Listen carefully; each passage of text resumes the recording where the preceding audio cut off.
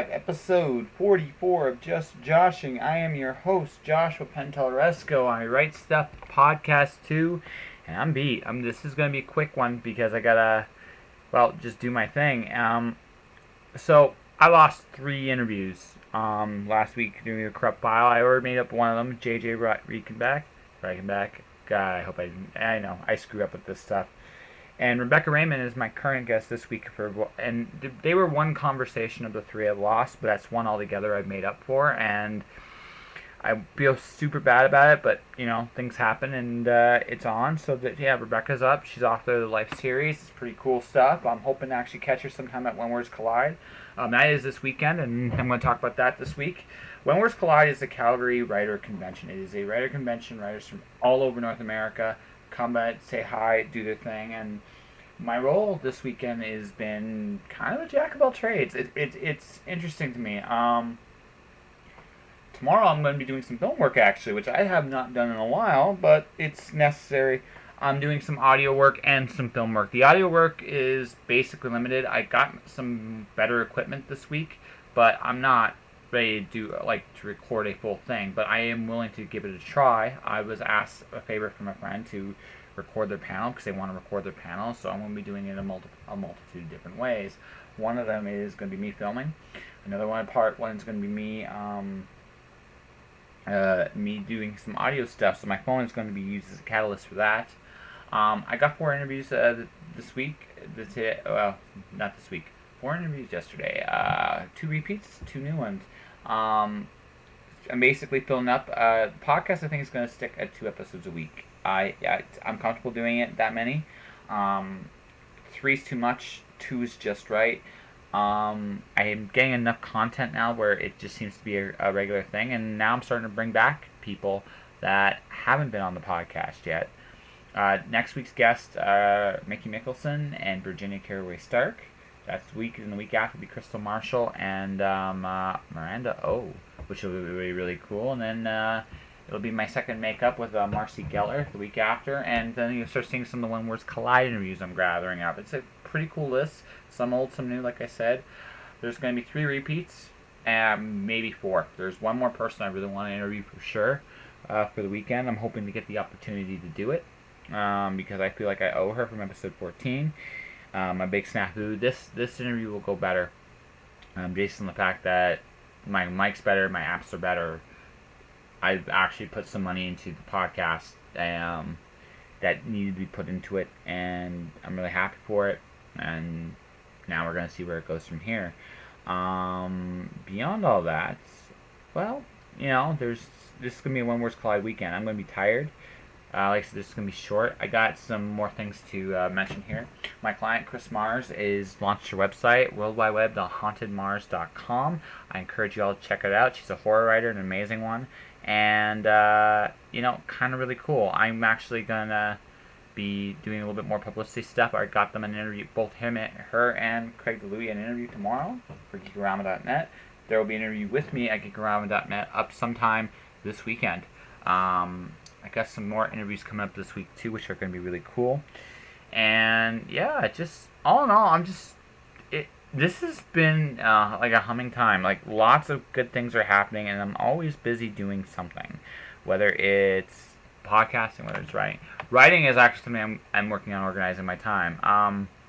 Final thing I mentioned, I did the open mic tonight. I always do the open mic at When Words Collide because there's some amazing talents. Now, besides the fact that I killed a song, and I mean literally killed a song, that I'm sure Randy McCharles and Vanessa Cardaway and a few others that were there will say that, I murdered that song. But beyond all that, it wasn't killed in a good way. I legitimately I murdered a song. I can't do everything. I can do a lot of things, but I can't do everything. But I had fun, and it was great, and it's been a good experience so far. I always enjoy When Words Collide. It's my favorite event. I'm probably gonna have to wait a month or 2 before I do the next one and renew for next year, because this is the one event I will for sure do every year while they exist, and as long as they exist, I will be there. But yeah, I did a one-of-a-kind poem. I literally wrote on the spot. I performed it. Um, it's a one-time only deal, but yeah, it's something really personal I put up there. It was kind of neat, kind of just trying to stretch myself. Let's see, anything else before I gotta take off? Yeah. Um, one of the things I checked out a panel with Adam Dries, and he's going to be a podcast guest. And one of the things I'm going to he mentions going outside your comfort zone, and I think everybody needs to do that on some level or another. Writing wise, the challenge is doing different genres, different characters, things you normally would not do. You do, but in life it's true this way too. The only walls you really set for you that exist are the ones you set for yourselves. And the thing of it is, like, there are some things we aren't gonna ever do. So it's just some things we don't want to do. But there are things that we sometimes neglect because we don't feel like we should do it. And honestly, that's something that people sell themselves short on, and you shouldn't. It's better to go out there and bomb. Like I said, I killed a song. I mean, I murdered it. I butchered it. It died screaming. But I tried it. And the only way I'm going to get better is to go outside my comfort zone and be willing to look bad and be willing to look foolish and be willing not to be afraid to fail. So, that is it, and that is the way it goes. So whatever you do this weekend, I encourage you guys to do something a little different. As for me, I'm doing a lot of things differently this weekend, and I'm kind of having fun. All right, so we'll be back with Rebekah Raymond after these messages, and that's it. Tired of buying t-shirts, coffee cups, and other memorabilia that all podcasts seem to have? I sincerely hope not, because I'm jumping aboard this gravy train right now. That's right. You can be the proud owner of a Just Joshing t-shirt, photographic print, and coffee cup at my Redbubble store. Redbubble has one-click ordering and will ship anywhere in North America. Check out http://worldwideweb.redbubble.com/people/jpenteloresco for more details.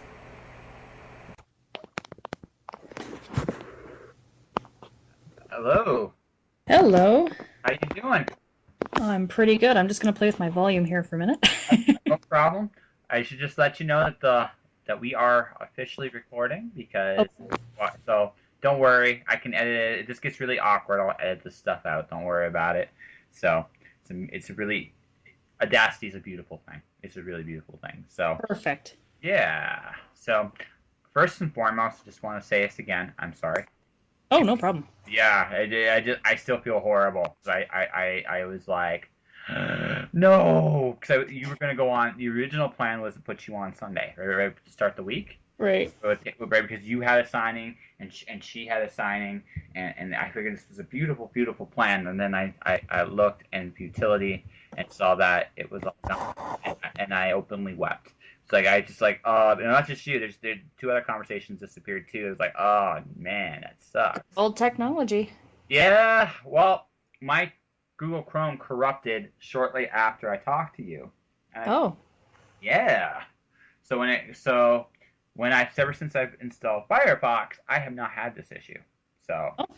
yeah, because I've had conversations after, they're all still there. It's like, Huh. Well, now you know. I do. So how goes your day? It's good. It's good. So Yeah. you do anything interesting and wonderful?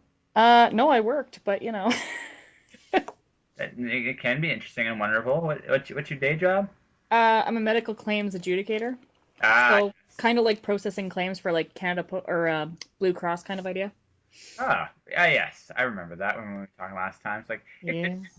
anything interesting, or it was just, No, just, my kids come to work with me. They keep me things really interesting and that's just cool. the usual grind. Yeah, it's fair enough. And no, I'm just sorry. I just got a message from my dad here on there. So it's just he's saying hi, how are you? And I'm gonna be like,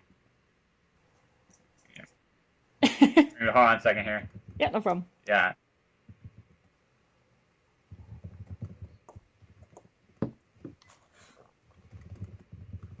There we go. No, it's one of those deals where no, just okay. It's done. It's all done. It's just focus. No, it's funny. Me and him have this interesting thing because sometimes we'll try to talk to each other on this thing, and Yeah. sometimes he'll have a client, right? Because he's into alternative health, and then he'll go try to talk to me, and then I'm doing a podcast or something else. And so sometimes we literally sometimes have to schedule when we're chatting to each other. I can believe that. Yeah, it's brutal. But I'm enjoying what I'm doing with the podcast. I'm learning. I've learned a lot about being a publicist the last month and a bit. Yeah. Of trying some stuff out, and it's something I'm enjoying the build to. I got kind of contacts now and stuff like that. So I've been doing that. I've been doing what writing I can. I've been slowly handing in my book and stuff like that. So it's been, like I said, it's been a handful this last month. Like, the biggest thing I've had to relearn how to do is rebalance my time. Yeah. Oh, it's huge. Oh yeah, no, it's brutal too because what make this worse? My day job, I work at Pure Later. I lift boxes all day. Awesome. Yeah, I know. I got muscles on my muscles and stuff.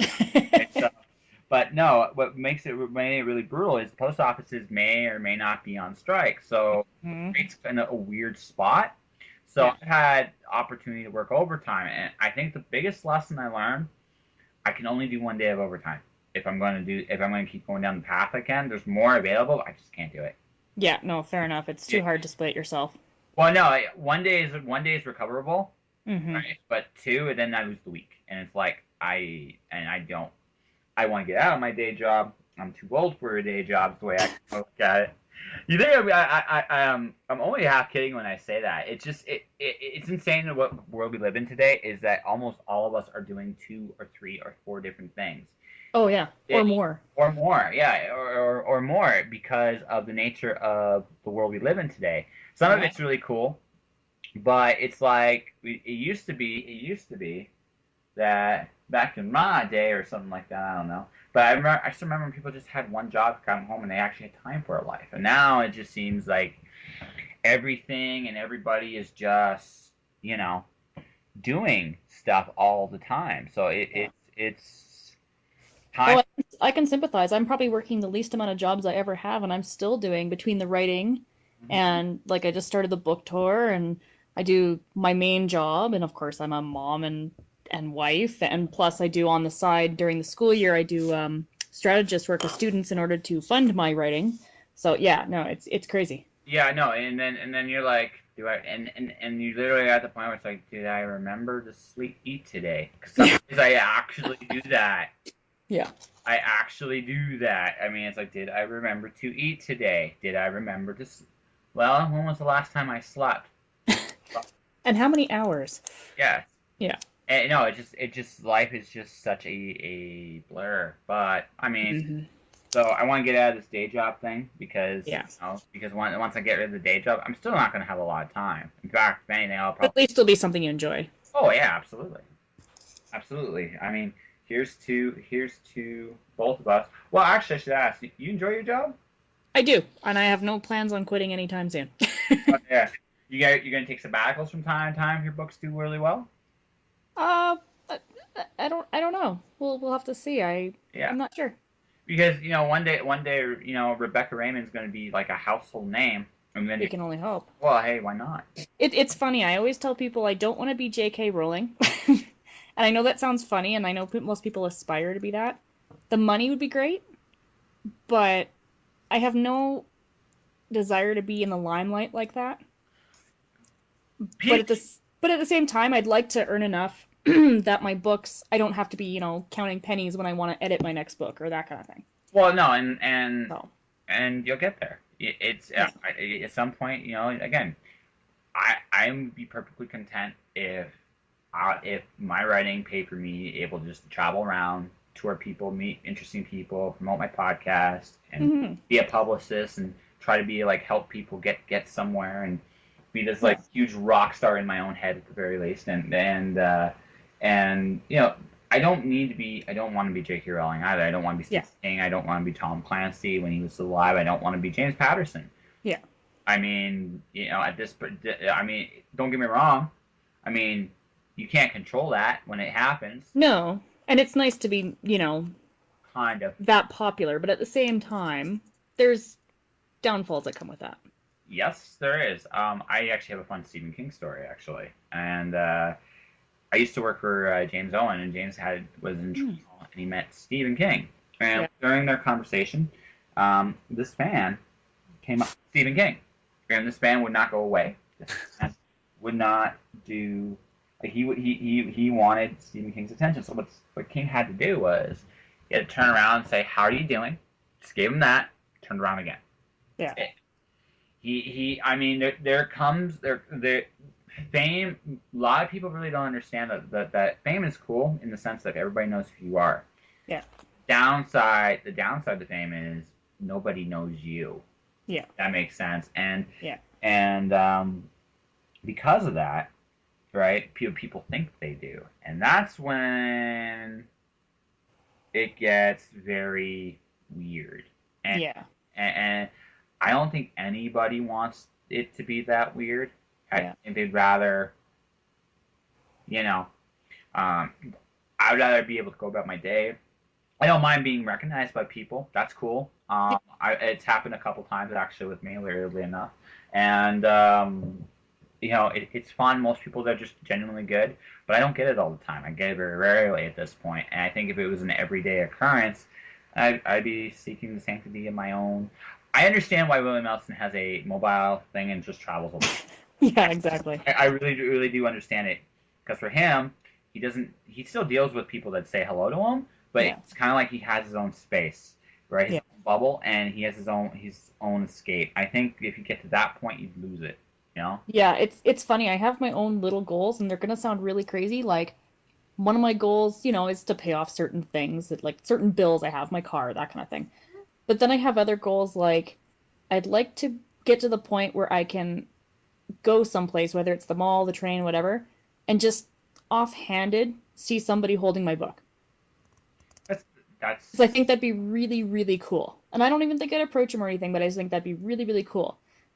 oh no, But that's just one of my little goals, you know? But like at the same time, yeah, I have no desire to be having chapters close down their store to sell a million copies. That'd be nice, but at the same time, you lose a lot of, like you said, you lose a lot of personal your personal freedom security. Yeah. your personal freedom goes out the window. You wouldn't Yeah. be living in the city at that case. You'd be living in some isolated town in the middle of nowhere because Yeah. you have to. You'd have no choice, Oh, yeah. and you wouldn't be doing your day job because you couldn't. You just couldn't. Yeah. People would be requesting you just because you're you, and you don't want that. You want to help people, and you want to still be a positive influence in the lives of the people you touch. Exactly. Yeah. So, but wow, this definitely hasn't started the way I expected it to. But that's okay. There's nothing wrong with that. So you want to be good enough where you don't have to work. Actually, that's probably where you want to be. You want to be well enough known that you don't. I want to be to the point where I could choose not to work, but I choose to work my job because I still like it. Yeah. That kind of thing. Because I do enjoy my job, and my bosses are really fantastic. I mean, I have a couple of days off to go to Windwards Collide and to go to do my book tour and all that. Like, they're very supportive, and I love that. No, and you know what? That's So, no, and you know what? That's freedom as well. I mean, like me, I yeah. want to get rid of my day job, not because I hate the job necessarily. It's just I'm much more interested in what else I'm doing, and Yeah. that's just me. But Yeah. you it sounds like you enjoy what you do, Well, and I do, and I mean, interacting with people because I deal with a lot of the walk-in clients, I get that little bit of humanity that I wouldn't get just sitting holed up in my house, you know. I'm not the kind of person to sit at Starbucks for 8 hours, so no, and I get human interaction, which I need. oh, I think we all do. I think Oh yeah, but especially for my writing, I need it. So yeah. So yeah. I love that. Let's see. We talked a little bit about your writing more last time. Maybe we should actually get into Sounds at good. some point here. But so, when did you want to actually write a book? I have been writing as long as I can remember, to be honest. It really turned into the idea of publishing when, by fluke, a friend of mine that we've been writing for years and years and years together, we exchange snippets of stories and that sort of thing and rip them apart and criticize each other and write together. He had said I should join NaNoWriMo, 1 year. And so I did. And almost finished writing Life's Defeat, which is my first published book. And I had seen that a small publisher had a contest on for publishing books, and I entered, and I actually won. Exactly. Yeah, I very quickly discovered that traditional publishing is not for me. Okay. So I canceled my contract, and I decided to go the self-publishing route. But yeah, that was one of the things, was joining NaNoWriMo, and I had recently lost a friend as well, a good friend, and it just kind of made me think of things I wanted to do, and publishing a book was on my bucket list. And you know what? It's good. I've been talking about this with a lot of people on other interviews. I don't know if you listen to my podcast at all since we've talked, Mm-hmm. but I talk about the importance of time because we don't really know how much time we really have, and you can spend it being miserable, and I feel like that's wasting it. Or you could just try to do the things that are on that's on your goal list, so whatever they may be, whether it's writing a book or whether it's traveling, or if I make it to here's a weird bucket list one on my list. If I make it to 80, if I somehow make it to 80 years old, okay, I am going to jump on a trampoline at 80 years old with a bunch of little kids. I might need a nap for 3 days. I might need a nap for 3 days afterwards, but I look at it like this. I'm still around. Why the hell not? Right? So Fair enough. That's it. You only have so much time, and I think a lot of people stop. Trying to enjoy things. I think at a certain point we gotta be responsible. I'm not saying that. I'm not saying that responsibility. When you get older as an adult, you realize that you can't play all the time as much as you want to play all the time. Right. And as an adult, you really want to play all the time. You miss things that you took for granted as a kid. But that all said, it doesn't mean you still can't have fun. It doesn't mean you still can't enjoy whatever it is you're doing.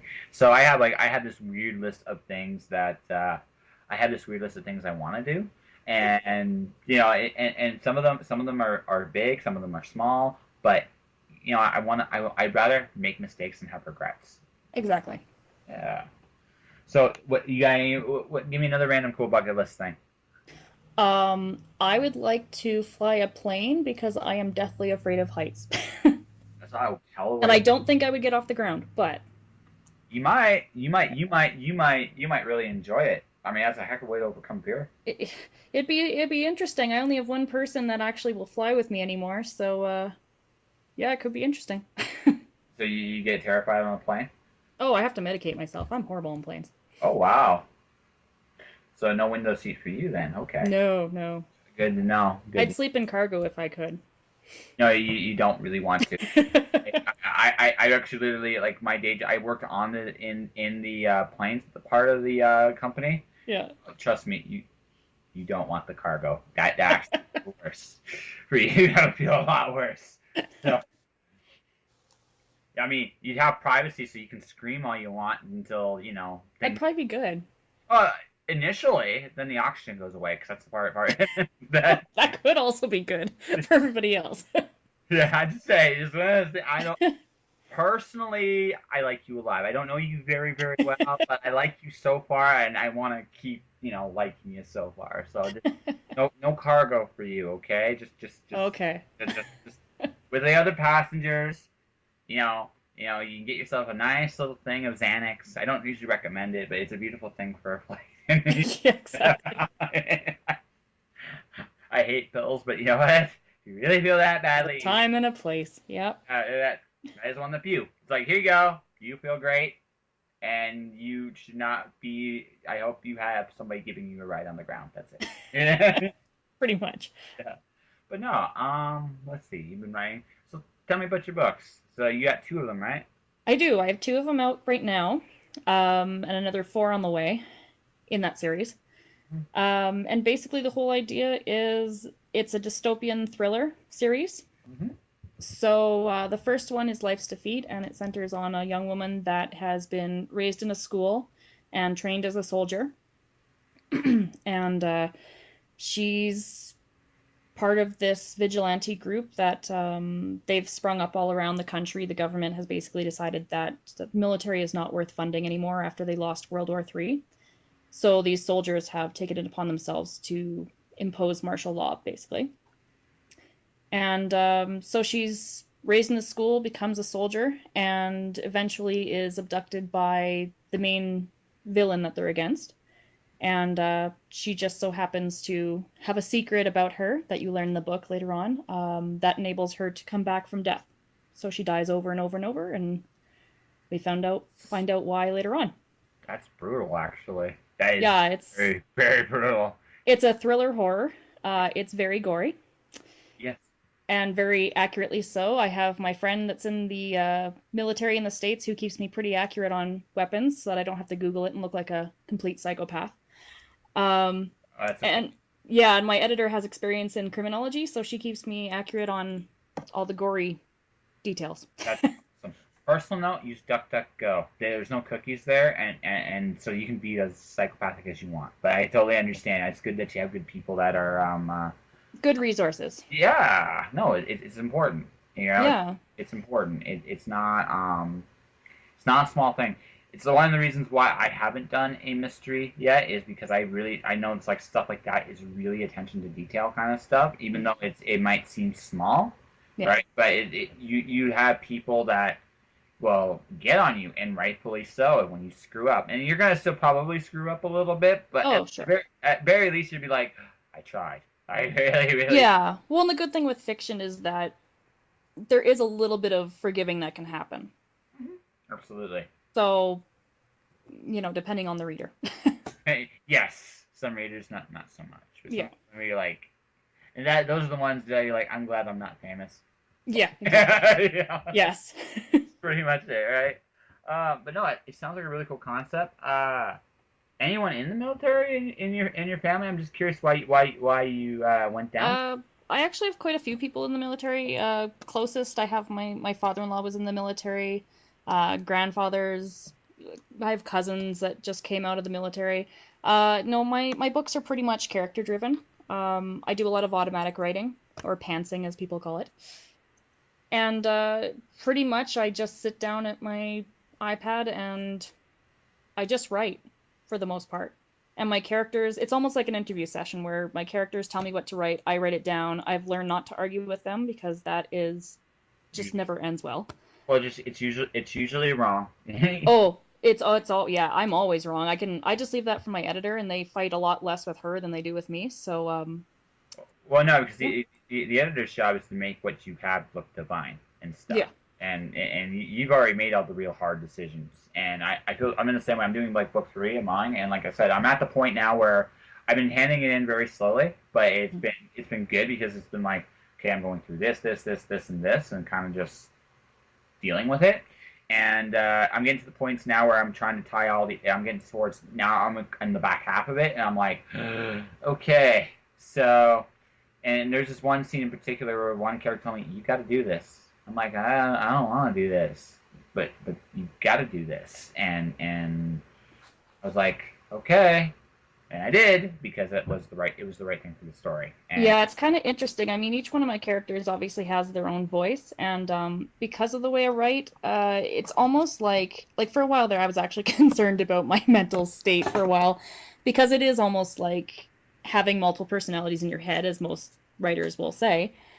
Um, but it's sometimes I sit down and I'll start writing and I'll literally black out for 2 hours, and I'll just type, hmm and they dictate everything, and then after the 2 hours is done I kind of come back into myself and I read what they've written, and sometimes it's quite frightening. A couple of the ones that are unpublished right now that are in the process of being edited and with beta readers, the one is really really dark, and I didn't even know I knew those kind of swears and all that. It was quite frightening. well, it's a combination of things. Well, I can go heavy deep and philosophical with you with one thing. I just had this discussion today with a coworker. Are you the but? Am I a man dreaming of a butterfly, or am I a butterfly dreaming of a man? Mm. Because who's to say really that a character like a voice in the head is any less real? Yeah. And you're tapping into it from somewhere and some place, right? Yeah. Just because it seems scary. I mean, that's just whatever world you are tapping into. I mean, I'm Yeah. not. I mean, that's just one way of looking at it, of course. But No, that's very true. yeah, and I mean, who's to say? I mean, real is a very relative thing, oddly enough, and like I said, and it doesn't make it any less untrue, Yeah. and it sounds to me like you trust yourself or you trust your characters very much, and maybe it's been a trial by fire there. It's like no, no, no. It's like no, no, no. This is the right thing, and that's not a terrible way to do it. I tend to pants more than I have like an ending beginning kind of thing in my head usually. Yeah. It doesn't always go that way, mind you, but I find I need a compass pointing me in the right direction. That's just me personally, but Yeah, I generally have a couple ideas of what's going on. Normally, I don't know the ending. One of the ones that is right now with beta readers, that one I actually had the very first chapter written and the very last chapter written. that's cool. And then I started filling in. I had a couple ideas of things that happened in between, but he pretty much took the reins and yeah. He didn't fight me about the ending though. He was quite happy about how it ended, but yeah, in between I had to trust him because he was just screaming in my head all the time. Nothing wrong with that. Yeah. It's just one of those things where it's there, you feel it, you go with it because Yeah. it. And another interpretation is these are your instincts, and you know what? Usually they're not wrong. Intuition, Yeah. impulse, whatever you want to call it, right? So, but anywho, I think yeah, this has gone relatively well. Even though I mean we've talked about voices in our heads, your fear of flying, and like all that stuff's really really cool. So on the first note, I wish you the best of luck with you flying. You might secretly love it. You might be one of those people that just feeds off the fear. You go like, yeah, this feels Maybe we'll see. Big this, rush, I don't know. well, I'm just, this. I guess this is the last thing from my end. I tend to there are things like challenges that come my way, and they sometimes terrify me. Yeah. But I find that sometimes with the way that goes, you you tend to get a bigger thrill out of that. You know Yeah. what I mean? You just there's a big thrill facing your fears and head on, Yeah. because it's like this could terrible things could happen, and for some reason it's more exciting because of that. I don't know. Maybe I'm just messed up. I don't know. No, that makes sense. It's that thrill of the forbidden almost. Yes, Yeah. almost. So when's your next? Okay, you're gonna be at When Words Collide. So what are you gonna be doing there? Of course, taking in all the wonderful lectures and panels and presentations and all that. And I'll also be a panelist on three different panels. Two of them are about horror. One's about how our perception of horror changes from being a child to an adult. Another one is on how to basically write horrible things and get over it. Long and the short of it. And the third one's on hero or anti-hero, the whole debate about that. Actually, I have a question. You hate writing horrible things? Do you like writing horrible people? I should actually ask that question because I actually enjoy writing horrible people. I actually don't mind rating horrible people as long as they get theirs in the end in some way. Yeah.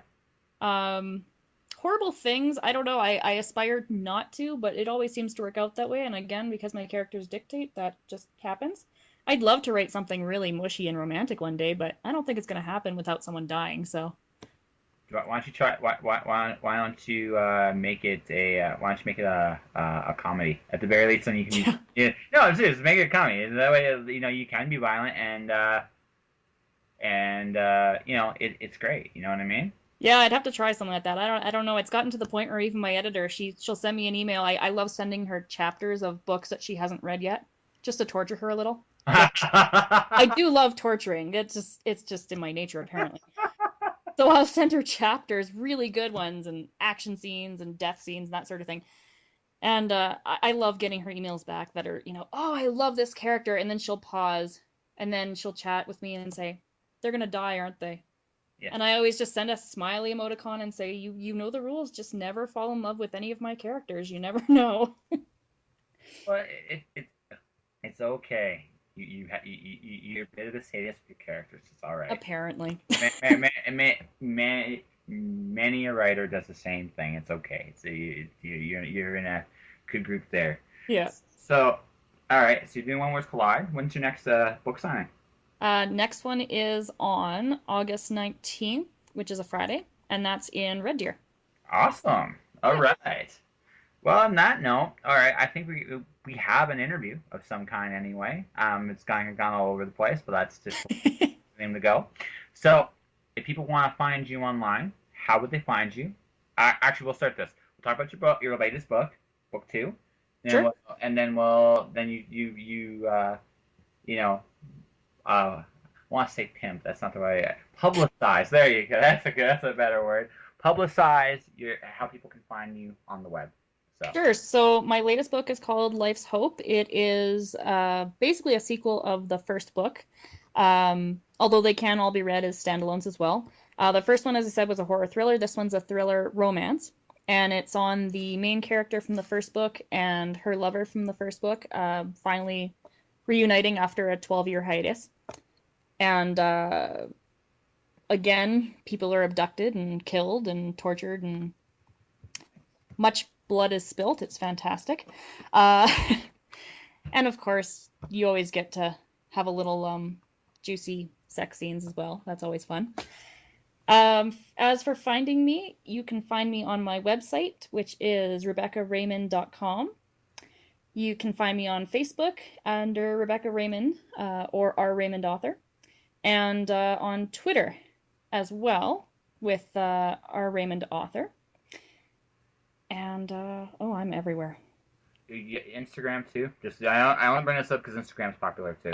I just started Instagram. I don't quite get it yet. Okay. I am on Pinterest, but I have not quite figured out the Instagram thing. This is what I do, and this is where I guess we'll end the interview. Is when I tend to do with Instagrams, I tend to have fun with it. It's more designed for artists, like like people that draw, take pictures, that kind of thing. Yeah. But so what I do is when I go to conventions and stuff, I take pictures of that. I do just fun things on my Instagram, just because I don't have any artistic talent that way. My stick figures, that's another story for another time. And I just find it I have fun there. But Instagram's like really popular because it has all the elements of Twitter, but Yeah. but it's much more photo interactive, if that makes sense. So Yeah, and I'm actually starting to work with, I just started working with Hit Record, yeah. which is very, very cool. I can't wait to get some stuff up there and play around with that too. All right, very cool. I think Yeah, I have an interview. I'm gonna stop this and just talk to you real quick when it's over. Thank perfect. you very, very much for being on my show.